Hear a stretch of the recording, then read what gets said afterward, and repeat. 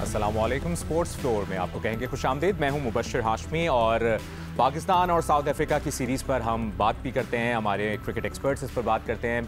अच्छी खबर यह है कि हम पाकिस्तान जीत गया है साउथ अफ्रीका से वनडे सीरीज़, लेकिन अभी जो जोहानिसबर्ग से ताज़ा तरीन अपडेट्स आ रही हैं वो ये हैं कि जोहानिसबर्ग में बारिश हो रही है और मैच वॉश आउट होने का ख़तरा है और अभी तक बारिश हो रही है, जिसकी वजह से जो हम वाइट वॉश का ख्वाब देख रहे थे कि पाकिस्तानी टीम वाइट वॉश करेगी क्रिकेट में मोहम्मद रिजवान की कप्तानी में, वो अभी कुछ हमें पूरा होता दिखाई नहीं दे रहा। कुछ मैच की अगर बात कर लें, अगर ये मैच हो जाता है तो पाकिस्तान और जनूबी अफ्रीका के दरमियान तीसरे वनडे मैच के लिए जो पाकिस्तान प्लेइंग 11 का ऐलान किया गया है उसके मुताबिक कप्तान मोहम्मद रिजवान, साइम अयूब, अब्दुल्ला शफीक, बाबर आजम, कामरान गुलाम इस टीम में शामिल हैं और जनूबी अफ्रीका के खिलाफ तीसरे वनडे के लिए सलमान अली आगा, तैयब ताहिर, शाहीन शाह आफरीदी, नसीम शाह, मोहम्मद हसनैन और सुफियान मुकीम शामिल हैं अगर ये आज का मैच हो जाता है। वैसे अभी तक जोहानिसबर्ग से खबर कोई अच्छी नहीं आ रही मैच होने से मुतालिक।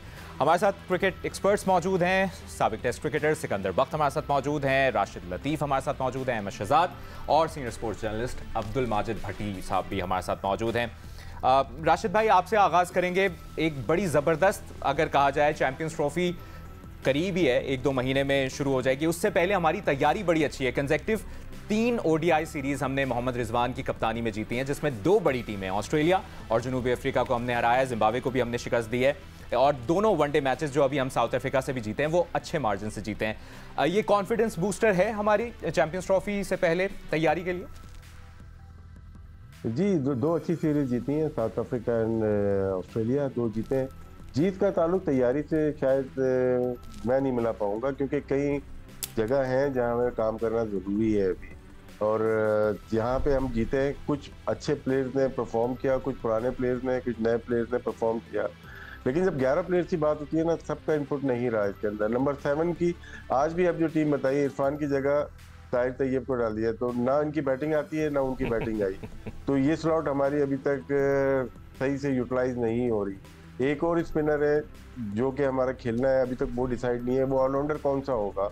शादाब होंगे, मोहम्मद नवाज होंगे, या रफात मिन्हास होंगे, या सुफियान मुकीम होंगे, तो ये फिर एक ओपनर की स्लॉट एक खाली हो रही है। तो 3 जगह ऐसी हैं जो कि फिर अब जब नॉकआउट में आते हैं ना, बड़े इवेंट में, तो उसमें आपके सारे खाने क्लिक होने चाहिए। यहाँ पे थोड़ा सा लग रहा है, जीत जरूर गए हम लोग, अच्छी चीजें जीते, जितना भी चाहिए था, लेकिन अगर ये बोलें कि हमारी तैयारी कंप्लीट है, शायद मैं इसको अभी समझूं कि अभी हमें तैयारी करनी है। और अहमद से भी यही सवाल पूछेंगे कि 3 कंसेक्टिव ओडीआई सीरीज़ जो हम जीते हैं, पहले तो मैं चाहूँगा कि कुछ उसकी हाइलाइट्स भी देखें और कि किस तरह हमने ऑस्ट्रेलिया को शिकस्त दी, जिम्बाब्वे को शिकस्त दी और फिर अभी जनूबी अफ्रीका को शिकस्त दी। उसके बाद इसी पर आते हैं और अहमद के सामने सवाल रखते हैं। क्या ही मज़ा आ जाए कि अगर चैंपियंस ट्रॉफी के भी ऐसे ही कंसेक्टिव मैचेस हम जीतें और ऐसी हाइलाइट्स हम डिस्कस कर रहे हैं। अहमद, जिस तरह राशिद भाई ने कहा है कि ऑब्वियसली इसको पूरी तैयारी नहीं कहा जा सकता, लेकिन पॉजिटिव्स आपके ख्याल में ऑस्ट्रेलिया और साउथ अफ्रीका से जीतकर हमें क्या मिले, और खुसूसन जिम्बाब्वे में भी हमने नई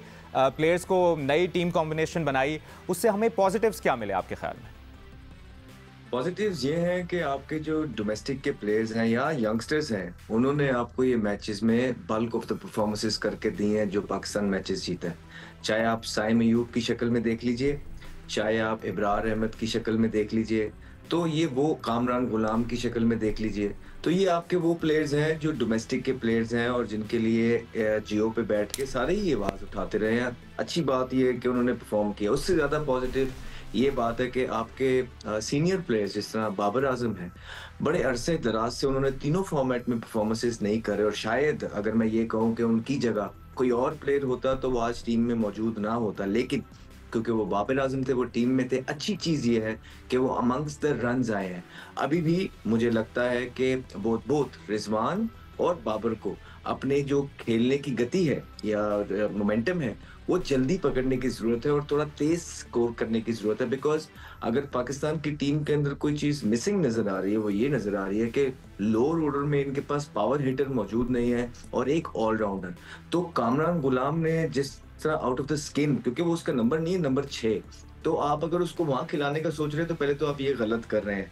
अगर आप फिर ये एक्सपेक्ट कर रहे हैं कि कामरान गुलाम जिस तरह की उसने पिछले मैच में इनिंग खेली है वो आपको मोर ऑफन देन नॉट खेल के देगा और मैचेस जितवाएगा, तो ये living in a fool world है। आप ऐसा नहीं कर सकते हैं। फिर आपका ऑलराउंडर जो है उसका अच्छी फॉर्म के अंदर फिट होना बहुत जरूरी है। जो आमिर जमाल एक वाहिद ऑलराउंडर लग रहे हैं कि जो कि चैंपियंस ट्रॉफी के अंदर फिट हो सकते हैं, तो क्या वो फिट हैं या नहीं है? तो और ऊपर से फिर आपका दूसरा ओपनर जो है अब्दुल्ला शफीक, ये देखिए हम पहले भी बात कर रहे हैं कि आप अब्दुल्ला शफीक को कितना कैरी करना चाहते हैं पाकिस्तान क्रिकेट टीम के अंदर, ये मैनेजमेंट और कप्तान बता सकते हैं। फखर जमान एक ऐसे प्लेयर हैं कि जो कि उनकी जगह लेने के लिए इस टाइम बेताब है और पूरा पाकिस्तान चाहता है कि फखर जमान को वापस लेके आया जाए। जो उनकी गलती थी, जो उन्होंने ट्वीट की, उतनी उनको सजा मिल गई। हाँ, पर्सनल रिवेंज लिए जा रहे हैं तो वो खुल के आके बता दीजिए कि हाँ यार इसने हमारे अगेंस्ट बोला, पीसीबी के अगेंस्ट बोलता है, हमारे बंदों को बोलता है, तो हम इसको टीम में नहीं रखेंगे। अदरवाइज ये 2-3 चीजें होने वाली हैं अगर आप चैंपियंस ट्रॉफी में चाहते हैं कि आपकी टीम अच्छी परफॉर्मेंस करे। एक, फखर जमान का आना अब्दुल्ला शफीक की जगह। दूसरा, कामरान गुलाम को चाहे इतना 6वें नंबर पे आप नहीं खिला सकते, आपको उसको ऊपर लेके आना है। तीसरा, रिजवान बाबर ने खेलने की गति जो है, मोमेंटम जो है, स्ट्राइक रेट जो है वो तेज रखना है और सारी चीजें निचलों पे नहीं छोड़ सकते। और चौथा, एक ऑलराउंडर आपको चाहिए जो नीचे से, आमिर जमाल का फिट होना भी बहुत इंपॉर्टेंट है। 4 चीजें हैं जो पाकिस्तान क्रिकेट टीम को चाहिए moving into champions trophy. Siku भाई, आपको क्या लगता है, जो एक तो ये 3 consecutive ODI series, Mohammad Rizwan की कप्तानी, उस पर भी हम यकीनन बात करेंगे कि बेहतरी की तरफ जा रही है, आपको क्या लगता है? और चैंपियंस ट्रॉफी की तैयारी कुछ हद तक हमारी पूरी है? ये देखो, जो कप्तानी की बात करो, हम वहीं के वहीं खड़े हुए। जो एक मर्ज था या वायरस था जो बाबर के होते हुए कि वो अपनी जगह पे नहीं छोड़ते थे, बैट्समैनों को 6-6 नंबर पे खिला रहे हैं, जैसे कभी कामरान का जिक्र कर रहा है शहजाद, या आप इरफान को तो निकाल दिया आपने, ठीक है ना। उसने ना खेला, जो खेला भी तो कुछ भी नहीं किया बेचारे को। जब बारी आती है तो 4 ओवर बैट्समैन है और वो 4 ओवर 5 ओवर वो बेचारा 3-4 रन करके आउट हो जाता है, इसलिए कि एक बैट्समैन को टाइम चाहिए होता है सेटल होने का, उसके बाद वो मारता है। हर आदमी जो है कामरान गुलाम की तरह नहीं खेल सकता ना, वो उसके भी नंबर। जब तक आप ये चीज़ें सही नहीं करेंगे, चैंपियंस ट्रॉफी से पहले जो सीरीज़ मिली थी हमने ज़ाया की हैं, मेरे हिसाब से ज़ाया किए। मोहसिन नफ़ी साहब को मैं इसलिए ब्लेम नहीं करता, वो तो बेचारे मसरूफ़ हैं, अभी कराची में थे, कल उम्रा कर रहे थे, परसों वो पता नहीं न्यूजीलैंड में थे, अब स्विट्ज़रलैंड में हैं। He is so busy. जो उनके एडवाइज़र्स हैं वो उनको एडवाइस सही नहीं कर रहे। तो ये जो है ना, मतलब ये कि तैयब को आप ले आए, अगर आज मैच होता है उसको भी 4 ओवर मिलते हैं तो क्या फ़ायदा? अरे भाईजान, रिजवान को, बाबर को चाहिए अपने नंबर नीचे करें, इन लड़कों को ऊपर भेजें, इनको बनाएं। बनाने का तरीका ये है कि उनको खिलाएं। जब बाबर कप्तान थे उन्होंने अपने बारी में कितने प्लेयरों को ज़ाया कर दिया, कितने प्लेयरों को, आसिफ को, इफ्तिखार को, और क्या नाम लूँ, हुसैन तलत, और सो मैनी ऑफ देम, उनको ज़ाया किया। हर एक को 2-2, 3-3 ओवर, 4 ओवर, 5 ओवर ना रन्स किए उन्होंने, वो ज़ाया हो गए। तो ये एक बहुत बड़ी मिस्टेक है, ये प्लीज़ इसको सुधारें। और वरना चैंपियंस ट्रॉफी में जब उनकी ज़रूरत पड़ेगी, उन्होंने रन नहीं किया तो सारा नज़ला उनके ऊपर गिर जाएगा। एक चीज़ अच्छी हुई कि थोड़ी सी मुझे खुशी हुई है कि बाबर ने थोड़ा सा रन्स किए। I hope and I wish कि वो रन्स करते जाएं। पाकिस्तान को उनके रन बनाने की बहुत सख्त ज़रूरत है, तो ये इंपॉर्टेंट है। ओपनर का जिस तरह उसने जिक्र किया, फ़खर ने एक ट्वीट किया, उसको इतनी लंबी सज़ा दे दी कि आप टीम में नहीं रख रहे। वो लोग जिन्होंने मैच फिक्स किए, पाकिस्तान के बदनाम किया, पाकिस्तान को बेचा, जेल काटी, वो हर जगह खेलते हैं। वो आपके PSL में खेल रहे हैं, वो टीवी पे बैठे हुए, कैसे? इतना बड़ा जुर्म करने वाले तो खूब मज़े से बैठे हुए। लेकिन शायद करंट क्रिकेटर्स के लिए एक मैसेज देना था जो उन्होंने फ़खर ज़मान नहीं, तो करंट देखें, जो नौजवान है ना, उनको ये मैसेज मिलना था कि अगर आप मुल्क को बेचेंगे ना, फिर कभी भी आप क्रिकेट के नज़दीक नहीं आएंगे। वो हमने नहीं किया। भट्टी साहब, आपको क्या लगता है, एक तो चैंपियंस ट्रॉफी के लिए हमारी तैयारी, और जिस तरह फ़खर ज़मान की भी अहमद ने भी बात की है, सिकू भाई ने भी बात की है, फ़खर ज़मान की वापसी एक्सपेक्ट की जाए सारे सर्कमस्टांसेस को देखते हुए? मेरा ख्याल में मुबशिर जो मिसिंग लिंक है इस पाकिस्तान की टीम में, वो ओपनिंग स्लॉट है। के साथ हमें फ़खर ज़मानी वनडे और T20 में चाहिए, तो मेरा ख्याल में उसको बहुत सजा दे दी गई। कल रात भी जब कराची में चेयरमैन साहब मोहसिन नकवी साहब बात कर रहे थे, तो उन्होंने कहा कि उनका फैसला सिलेक्शन कमेटी करेगी, लेकिन शायद चेयरमैन साहब ये भूल गए कि हमारी जो क्रिकेट में जो PCB का कॉन्स्टिट्यूशन है, सिलेक्शन में फाइनल अथॉरिटी चेयरमैन के पास होती है। ठीक है, तो भट्टी साहब यहीं से कंटिन्यू करेंगे, एक ब्रेक लेनी है, ब्रेक के बाद दोबारा वापस आते हैं, हमारे साथ रहिए। ब्रेक के बाद एक बार फिर आपको खुशामदीद कहेंगे। भट्टी साहब, आप अपनी बात कंप्लीट कीजिएगा। चैंपियंस ट्रॉफी में हमारी अब तक कितनी तैयारी आपको लगी? देखिए, तैयारी तो मेरे ख्याल में ठीक है, परफेक्ट तैयारी है कि आपने चैंपियंस ट्रॉफी से पहले 3 सीरीज जीत ली। अब चैंपियंस ट्रॉफी के 10 मैचेस पाकिस्तान में होने जा रहे हैं। लेकिन मुबशिर, मेरा सवाल मोहसिन नकवी साहब से ये है कि अभी तक आपने अगर आकिब जावेद को चैंपियंस ट्रॉफी तक उबूरी हेड कोच बनाया है, तो कल रात वो कराची में जब मीडिया से बात कर रहे थे तो उन्होंने कहा कि जैसन गिलेस्पी का काम कोचिंग था, सिलेक्शन नहीं था। तो फिर आकिब जावेद को भी तो सिलेक्शन कमेटी से आप अलग करें, ताकि आकिब जावेद भी वहां कॉन्सेंट्रेट करे और सिलेक्शन कमेटी में किसी और बंदे को लेकर आए। तो मतलब किसी के लिए आपने कोई क्राइटेरिया बनाया हुआ है, किसी के लिए कोई बनाया हुआ है, लेकिन चूंकि आम आदमी को शायद आकिब जावेद से दिलचस्पी ना हो, लेकिन फखर जमान से बिल्कुल दिलचस्पी है। जो ब्रेक से पहले हम बात कर रहे थे, तो मेरे ख्याल में फखर जमान ने जो किया है उसको एक बार सजा अनाउंस कर दें कि भाई आपको इतने लाख रुपए फाइन कर दिया, इतने मैचेस हमने आपको बैन कर दिया, लेकिन फ्यूचर में आप केयरफुल रहें और दूसरे प्लेयर्स को भी मैसेज दें। बहुत सारे पाकिस्तानी प्लेयर्स सोशल मीडिया पे हर वक्त आकर कुछ ना कुछ एक्टिविटी कर रहे होते हैं, तो सोशल मीडिया की एक क्लियर कट पॉलिसी होनी चाहिए ना।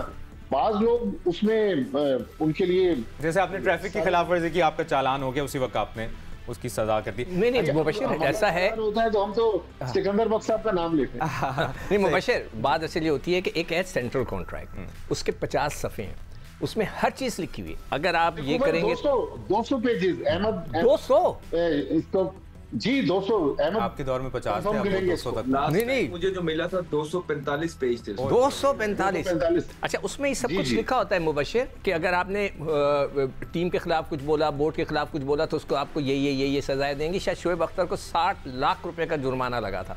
तो वो सही कह रहा है भट्टी साहब कि एक अच्छा बड़ा जुर्माना लगा दें। लेकिन सिक्को भाई वो बाद में माफ हो गया। चले, वो भी बड़े आदमी है, ऐसी भी किस्मत हुई। राशिद भाई, आपको क्या लगता है, जो जेसन गिलेस्पी वाली बात कर रहे हैं भट्टी साहब के, आकिब जावेद को फिर भी आता हूं फखर वाले पे ना, देखें फखर ने बोला उसकी क्लॉज के अंदर ये होता है कि 1 हफ्ते के अंदर जो नोटिस मिला है आपको, तो प्लेयर 1 हफ्ते के अंदर लीगल बाउंड होता है, उसको जवाब देगा। लेकिन उसके बाद ये नहीं लिखा कि पीसीबी कितना टाइम लेगा। अब पीसीबी का फर्ज है ना कि 1 हफ्ते में इस पर जवाब दे दे, सजा दे दे कि भाई आपको 2 महीने का या 3 महीने का बैन कर रहे हैं, या 1 लाख रुपए या 14 लाख से 45 लाख या 40 लाख का फाइन होता है इस चीज के ऊपर ना। तो आपने तो फाइन ही नहीं किया। अब पीसीबी को कौन रिप्रिमाइंड करेगा? वो तो गलती पीसीबी की तरफ, उसने तो बता दिया ना कि ये वजूहत थी, मैं अभी माफी मांगता हूँ, दे दिया। अब एक्सेप्ट ही नहीं कर रहे तो पीसीबी का फॉल्ट हो गया। वो तो बड़ी जिम्मा है, उसने दे दिया कि भाई 1 हफ्ते टाइम दिया था, वो मैंने जमा करा दिया, अब आप जवाब दो। ये पीसीबी के कोर्ट में बॉल है, इसमें फखर जमान की कोई गलती। लेकिन अहमद, आप भी यानी करंट क्रिकेटर्स की जो आजकल पॉलिसी चल रही है, आप बखूबी उससे वाकिफ हैं। जब ट्वीट वो कर रहे होंगे तो उन्हें पता होगा कि आगे क्या हो सकता है इस ट्वीट का नतीजा, ऐसे ही?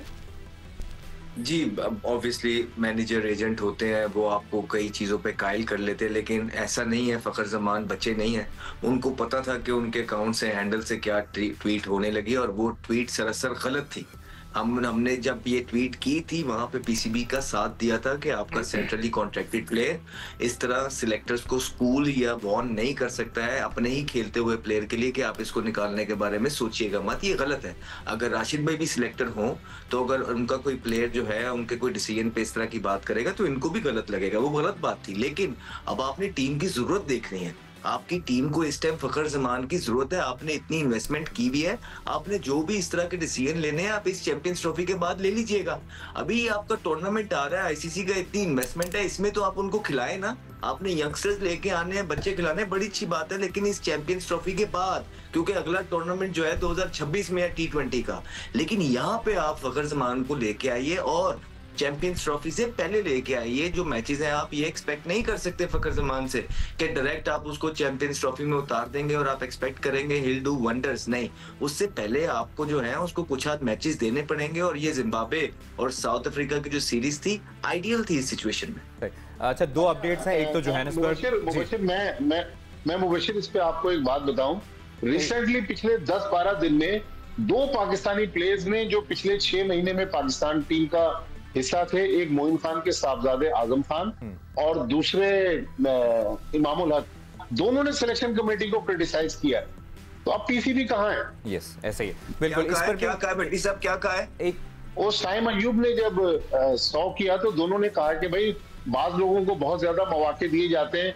ये बात अहमद शहजाद, राशिद लतीफ साहब, सिकंदर बख्श साहब तो कर सकते हैं, लेकिन एक करंट प्लेयर जो पाकिस्तान के लिए खेल चुका है या फ्यूचर में सही सही, ये भी यानी इसका मतलब पसंद नापसंद का भी मामला हो सकता है। इस पर मजीद भी बात करेंगे। 2 अपडेट्स हैं। जोहानिसबर्ग में इस वक्त तीसरे वनडे से पहले बारिश हो रही है और अगर टॉस होता है तो उसकी भी हम अपडेट देंगे। दूसरी बात यह है कि चेयरमैन पीसीबी मोहसिन नकवी ने एक स्ट्राइक फोर्स बनाने का ऐलान किया है जिसमें 50 टैलेंटेड बैटर्स ढूंढेंगे और वो ढूंढने की जिम्मेदारी सौंपी गई है साबिक test cricketer all rounder Abdul Razzaq को। कैसा है डिसीजन, इस पर बात करेंगे। ब्रेक के बाद एक बार फिर आपको खुशामदीद कहेंगे। जोहानिसबर्ग से ताज़ा तरीन अपडेट ये है कि आउटफील्ड और पिच कवर से कुछ देर पहले ढांप दिए गए थे, अभी उनको हटा दिया गया है। तो कहीं ना कहीं कुछ ना कुछ इम्कान है कि टॉस हो जाए और फिर हम एक्सपेक्ट करेंगे कि मैच भी हो जाए और फिर पाकिस्तान वाइट वॉश की तरफ जाए, लेकिन अभी तक सूरत हाल वाज़ेह नहीं है। ब्रेक से पहले हमने बात की कि एक स्ट्राइक फोर्स बनाई जा रही है चेयरमैन पीसीबी की जानिब से जिसमें 50 टैलेंटेड बैटर्स को तैयार किया जाएगा और ये जिम्मेदारी सौंपी गई है Abdul Razzaq test cricketer all rounder को। और कैसा है डिसीजन, सबसे पहले राशिद भाई आपसे जानना चाहेंगे। एक तो स्ट्राइक फोर्स बनाने का ये फैसला और फिर ये जिम्मेदारी सौंपी जाना अब्दुल रज़ाक को, कैसे देखते हैं?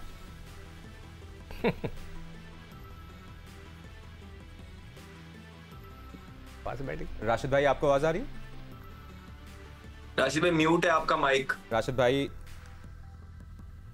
हम खुद म्यूट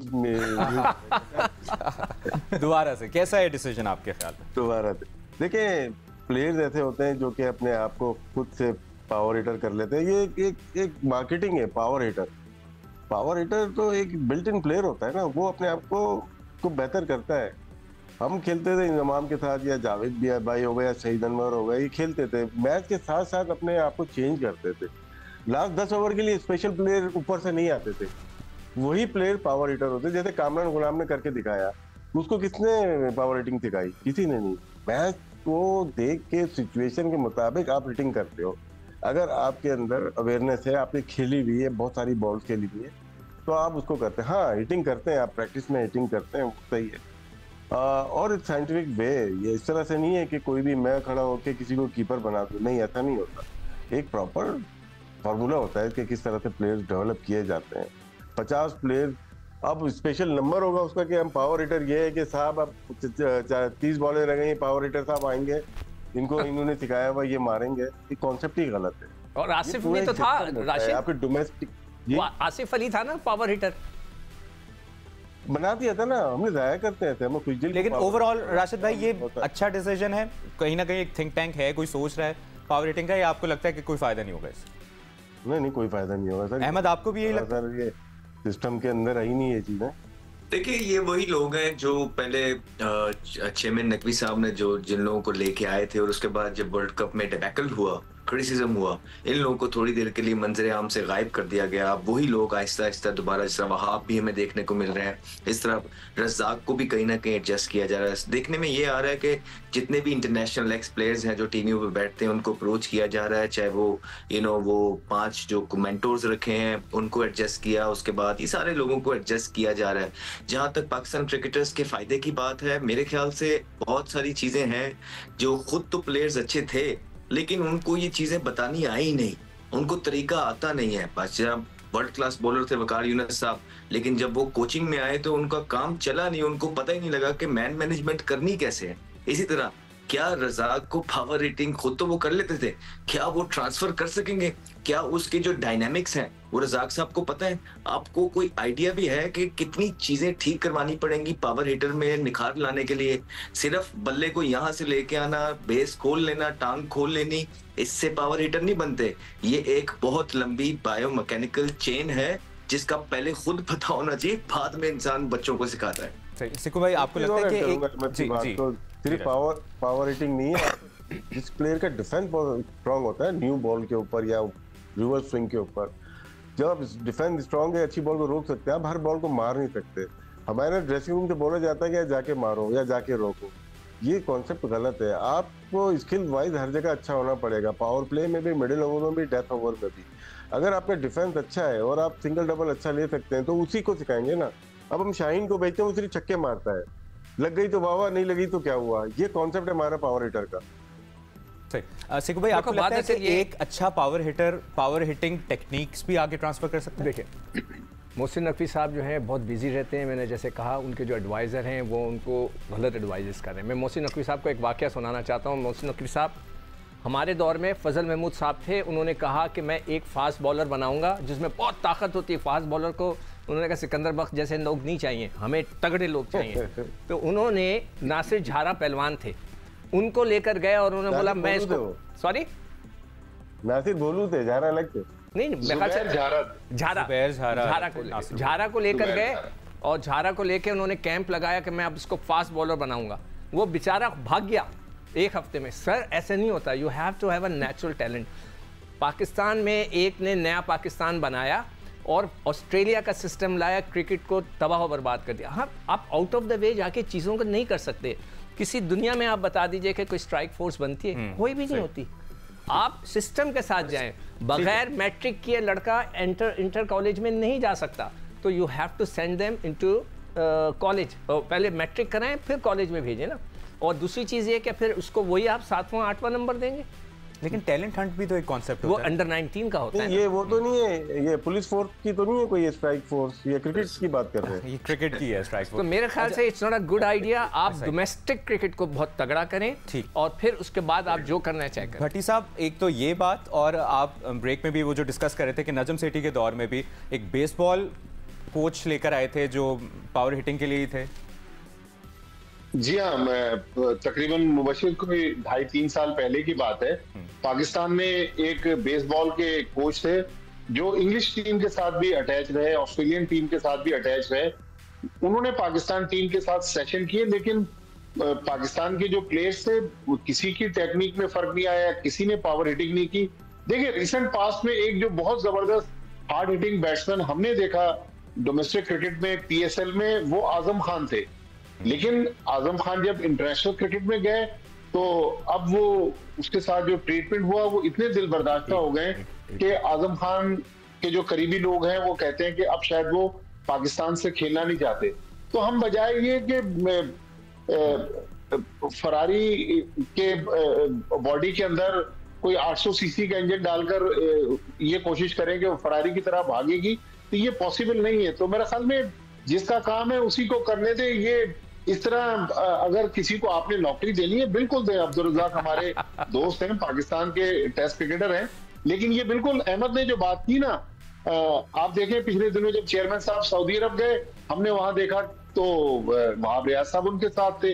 अब अब्दुल रज़ाक वापस आ रहे हैं। मेरा ख्याल है मोहम्मद यूसुफ रह गए जो रिसेंटली जिनको PCB से निकाला गया या जिन्होंने रिजाइन कर दिया, वो भी आप कहीं उनको भी एक्शन में देखेंगे। तो मेरा ख्याल में ये इस तरह टैलेंट हैंड करना, यूसुफ बैटिंग कोच है अभी।